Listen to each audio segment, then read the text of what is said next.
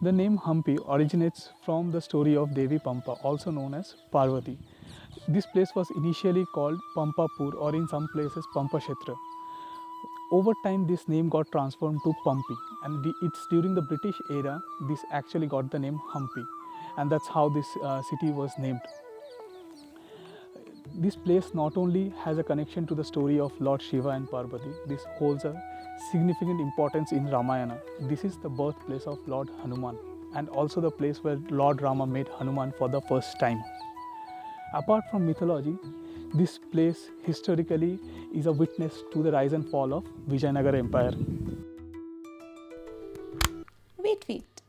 Before we start with our story of Hampi, let's rewind a little and show you our journey from Bangalore.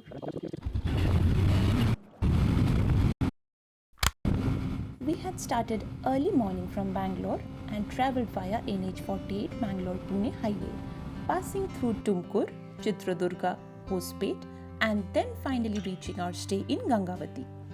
The total distance we had covered that day was somewhere around 385 kilometers. The route was very scenic, with towering windmills on the side of the highway for most part of the route.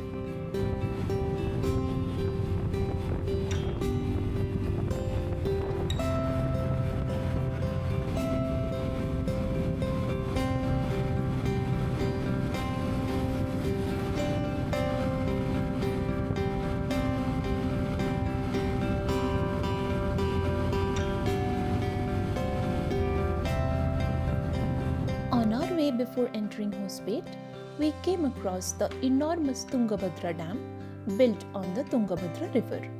It is a vast water body stretching as far as the eye can see.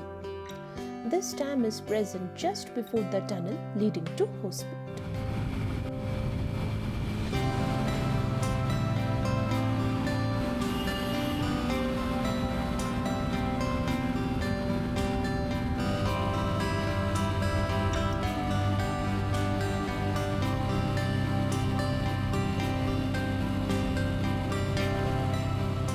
As we crossed Hampi and continued towards Gangavati, the scenery completely changed to very beautiful green paddy fields overlooking the small rocky hills of Hampi on both sides of the road.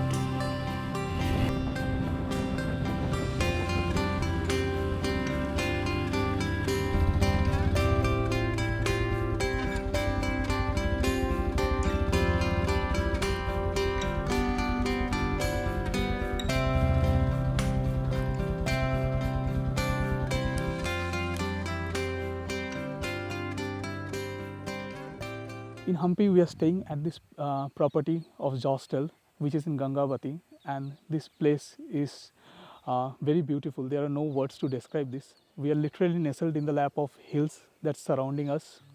So we'll quickly give you a property tour.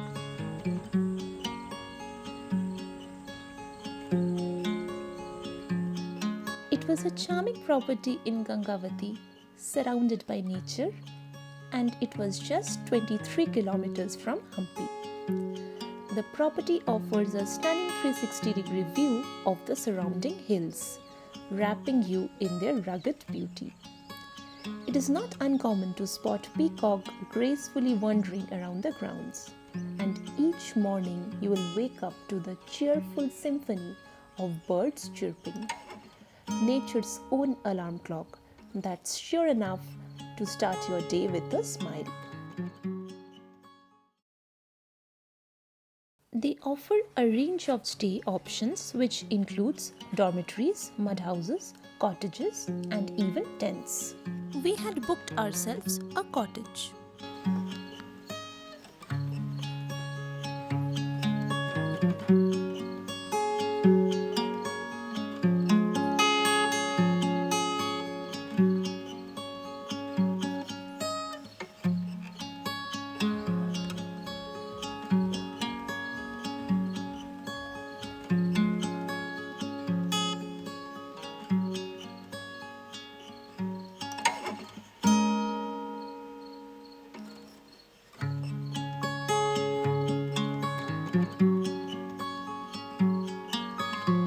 Their in-house restaurant, the Goan Corner, has a relaxed hippie atmosphere that adds up to the experience. The place is also home to some friendly pets like dogs, cats, birds, and even a chameleon. We had a great time interacting with them.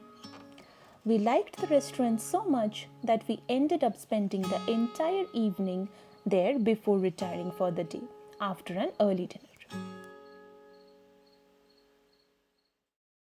Now would be a great time to explain the tourist attractions in Hampi. All the major historical sites of Hampi are concentrated in three main areas on the southern bank of Tungabhadra river. We have the royal enclosure, Zenana enclosure, and the underground Shiva temple on the southernmost part. Then, towards the Tungabhadra river bank, we have the Narasimha statue, Hemkota hill, and the Virupaksha temple. Towards the northeastern side, we have the Vijay Vithala compound.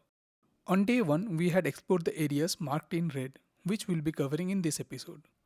The next day, we had explored the Vijay Vithala compound and also had visited the Anjanadri hill and the Pampa Sarovar, which is on the northern bank of Tungabhadra river. The video for day 2 will be in our second episode of Hampi series.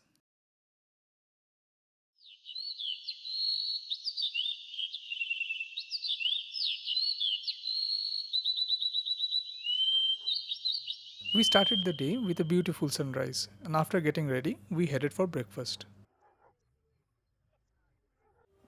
Now we have come for breakfast.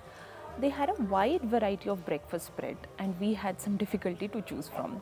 But then we decided to go with one house combo breakfast and one with Indian combo breakfast. After having the breakfast, we'll start with our exploration of the temple and its ruins.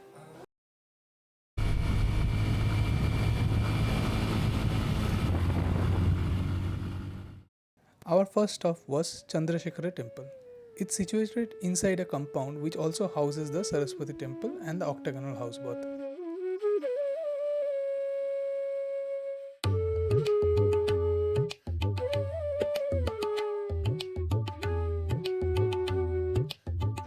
Chandrasekhar temple has a big hall situated at the front of the structure. The most fascinating part of the temple's architecture is its intricately carved pillars standing in the front hall. A notable portion of the temple still remains intact.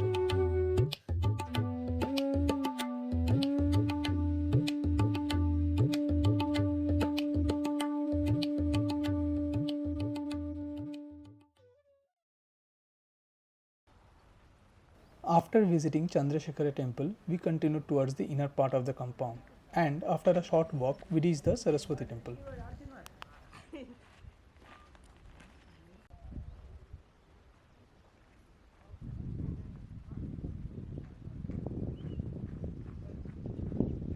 Now I'm standing in front of Saraswati temple. This is just a 2 minutes walk from Chandrasekhar temple. This is dedicated to goddess Saraswati. This temple was built in 16th century during the Vijayanagar rule. The temple may largely be in ruins today, but it still retains its old world charm. The shrine, inner sanctum, canopy, and the pavilions are in better condition than the rest of the structure.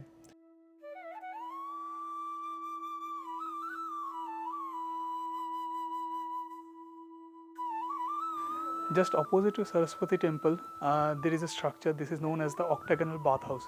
As the name suggests, this is actually octagonal in shape and is supported by a total of 24 pillars. And there is a structure in the center where the water used to collect.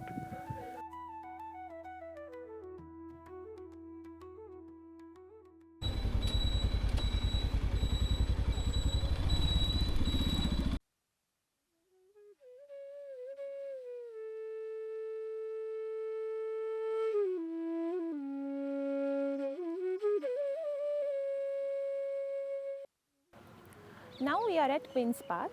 This is the place where the queens of Vijayanagar era used to come and indulge in a luxurious bath using different petals essence. This is 500 years old and the depth of the pool is 1.8 meter. The outside of this Queen's Path is very simple but interior is quite ornate.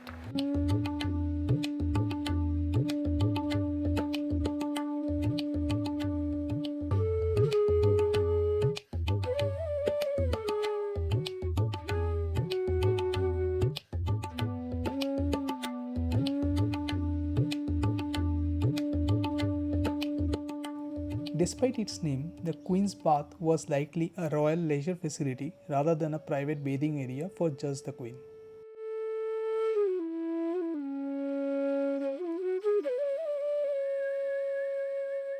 A small stone channel was used to divert water from a nearby lake, and the water was circulated via a system of canals. The bath has a cascading step leading into the pool.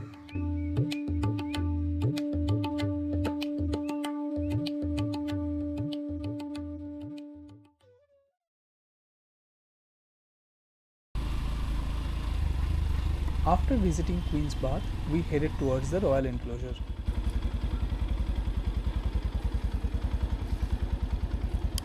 In front of all the monuments on the sides, there are multiple vendors that will be selling you this book of Hampi.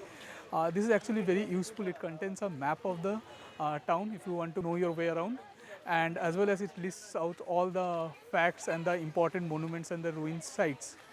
This one costed us around 100 rupees. These stone doors are carved from a single monolithic rock. They once served as part of the entrance to the royal enclosure. We are entering royal enclosure, and the first spot is Mahanami Dibba. This is actually a raised platform where the Vijayanagar royal family used to host their grand celebration on top. This is the tallest structure inside the royal enclosure, and hence it's the first thing you would notice as you enter. From a distance, this looks like an ordinary elevated square stage, but as you go closer, the detail starts emerging. The whole structure is comprised of 3 layers. It's believed that the king used to sit on this platform to witness army parades, sports, and different cultural programs.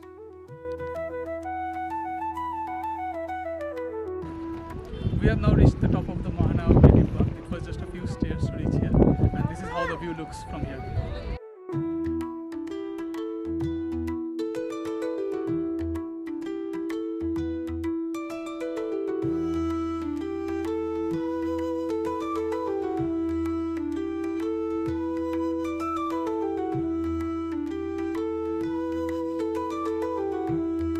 After visiting the Mahanami Dibba, we headed towards the next site in the royal enclosure. According to the history, the Mahanavami festival was due in 2 weeks, and the old Pushkarini near Virupaksha temple was no longer serviceable for the devotees. The king of Vijayanagara Empire sought to find someone who could accomplish this uphill task, and he did find an engineer named Rangana who created this marvel in just 2 weeks. This is actually a step well which is used to store water for the royal family and their guests.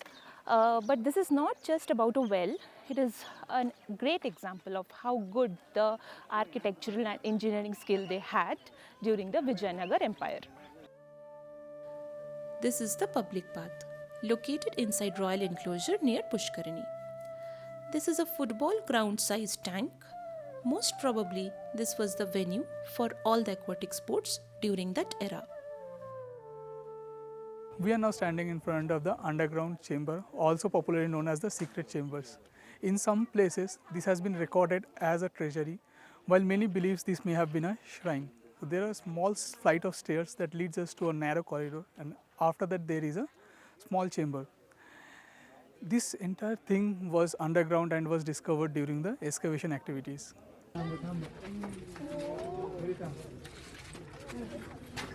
It's well built and intact even today. The walls are made of black stone and green quartz. One could take the steps to go down and walk through the dark underground corridors to the central meeting room, the ceiling of which is broken.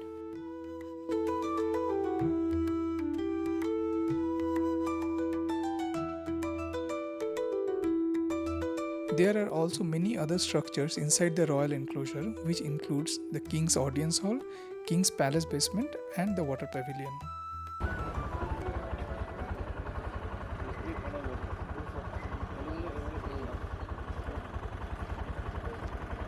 This is Hazara Ramchandra temple. This is located right at the core of royal enclosure. This temple is famous for its wall carvings that depicts Ramayana as well as few episodes of Bhagavad Gita, and it's dated to about 14th to 15th century.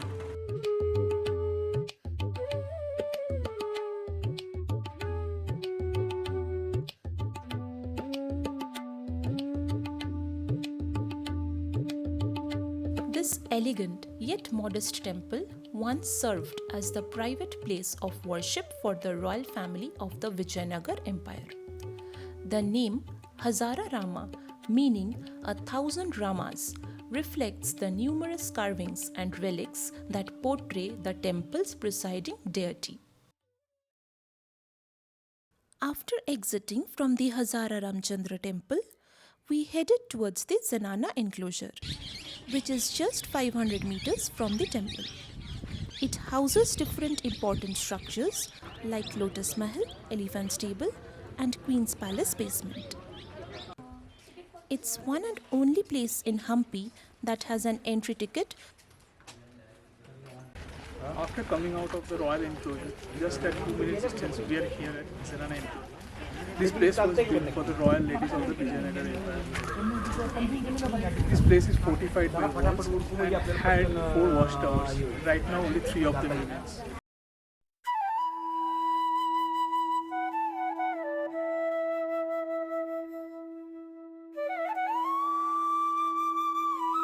What you see behind me is Lotus Mahal, and as the name depicts, it's the Palace of Lotuses.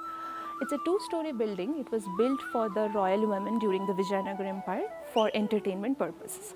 The structure is symmetrical and it was equally projected on the 4 sides, and the dome illustrates an open lotus bud. Most iconic structure in the Zenana enclosure, the Lotus Mahal, features a remarkable ancient cooling system. To counter Hampi's intense summer heat, architects embedded holes and mud pipes in the roofs and walls, allowing water to circulate and naturally cool the interior, an early form of air conditioning.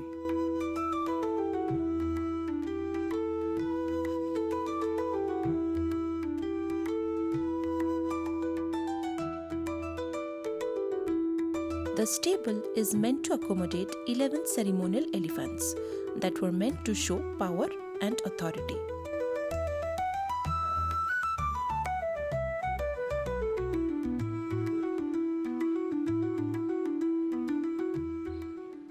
We are now standing inside one of the elephant stables where the royal elephants of the Vijayanagar Empire were kept. This entire building of the elephant stable is built in an Indo-Islamic style of architecture, which is also mixed with the Vijayanagar style. If you see behind me, there are small doorways. It's believed that the mahouts used to pass between them and go through one stable to another stable in order to attend the elephants.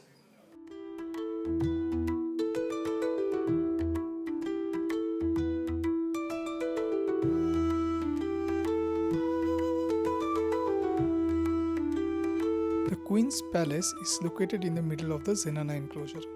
Only the basement is what you can see today. This has been the largest palace base excavated in the Hampi ruins so far. Like many other royal buildings, it may have been destroyed during a sudden assault or fire caused by the enemy incursions. Before exiting the Zenana enclosure, we saw the remnants of the 3 remaining watchtowers. Since this area was reserved exclusively for the women of the Vijayanagar Empire, even the guards stationed in these towers were eunuchs.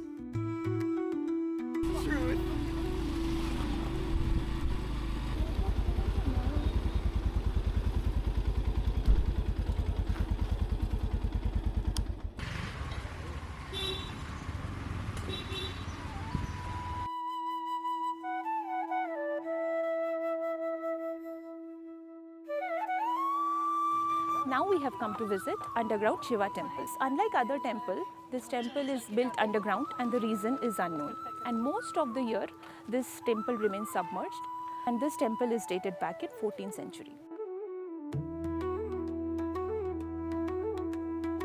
The temple lies a few meters below the ground level. While it may seem a bit eerie at first, stepping inside turns out to be a surprisingly pleasant experience. The water inside barely reaches your ankle, and we could even spot tiny fishes swimming around. The inner sanctum was completely dark, adding to the mysterious charm of the place. We were really hungry by then and were headed towards the famous Mango Tree restaurant for lunch. There are a lot of restaurants around Hampi with the same name. We have put the location of the original restaurant in the video description. we enjoyed a traditional South Indian thali accompanied by refreshing lassi. The service was impressively quick and the food was delicious.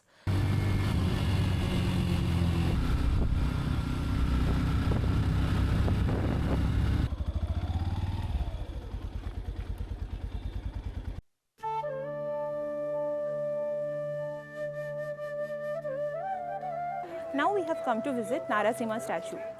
This is a 6 feet tall statue made out of only one monolithic rock.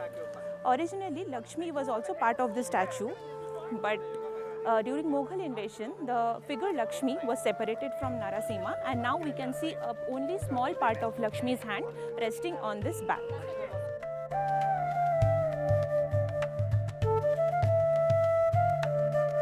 Just beside the Narasimha statue, there is a temple having a Shivling. So this Shivling is built out of a monolithic structure and is about 3 meters long, hence the name Badavilinga. It's a local belief that if you toss a coin and the coin lands on the top of the Shivling, then all your prayers will be answered.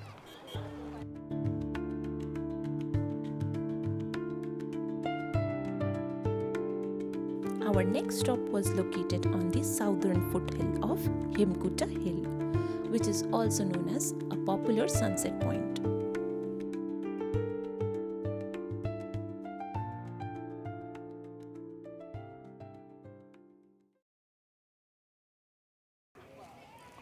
We have now come to visit the Shashivekalu Ganesha, which in the Kannada local language, meaning is mustard seed Ganesha. This is a monolithic structure of around 2.5 meters high. The interesting fact about this statue is, like, if you go to the back side of the statue, you will see Lord Ganesha sitting on his mother's lap.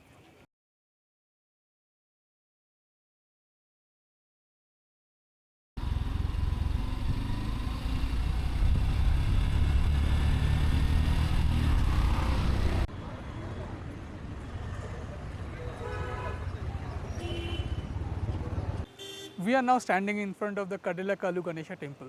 This is just couple of 100 meters from the Shashivakalu Ganesha. And like the previous Ganesha idol, this is also a monolithic structure measuring about 5 meters in height. There is quite a view in front of the temple. We can see even the Virupaksha temple behind us.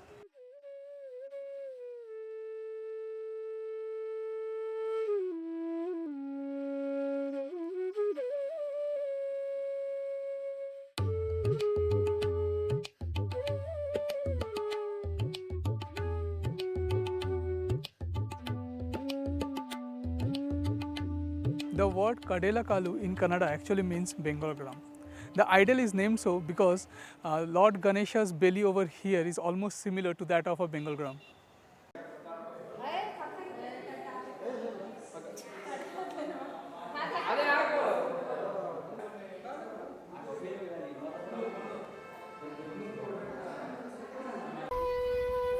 Temple parking? Parking इधर है?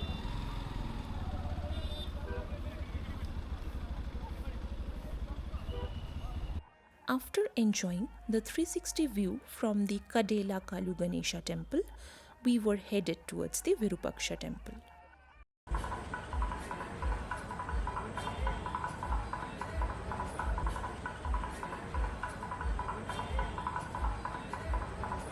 I'm standing right in the middle of the ruins of Hampi Bazaar. This is opposite to the Virupaksha temple. During Vijayanagar Empire, this place used to be a bustling market where people from far away used to come and trade their goods.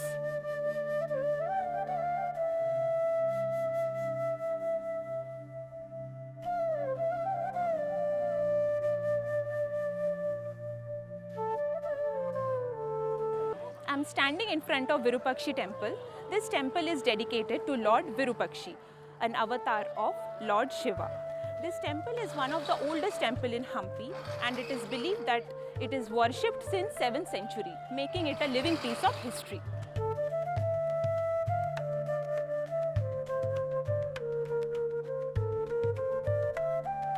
Virupaksha temple is one of the most iconic and historically significant landmarks in Hampi. It is also the oldest temple in India where regular worship is still conducted. There is a footwear stand nearby and will charge you 2 rupees per pair of footwear. As you enter the temple, you will see a statue of Nandi. Usually there is also an elephant named Lakshmi within the temple premises that offers blessings to visitors. But since we arrived late, we unfortunately missed seeing it. Entry to Virupaksha temple is free for everyone. However, for a special darshan, a ticket of 25 rupees is available and for which the queue was almost negligible.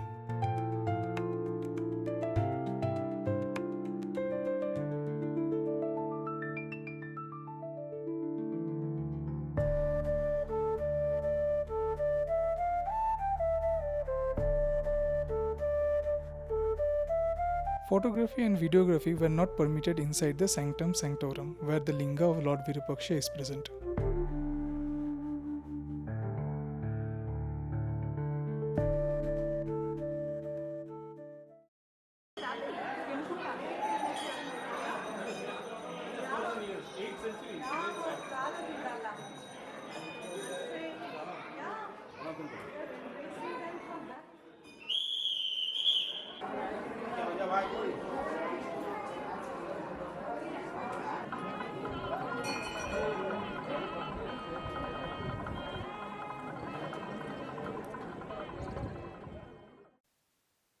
After visiting the Virupaksha temple, we came to witness the picturesque sunset from the Hemkutta hill over the Hampi city.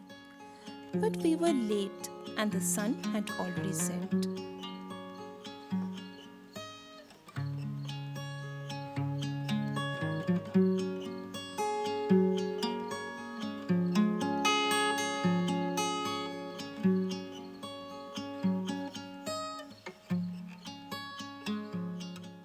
Today was a day well spent. We immersed ourselves into the history of Hampi. But exploring Hampi is not quite over. We have something planned for tomorrow as well. Right now we'll be having our dinner. We will be ending our first episode of Hampi here. If you have liked the video, please hit the like button and share the video with your friends. Also, please subscribe to our channel. Stay tuned for our second and final episode of our Hampi story.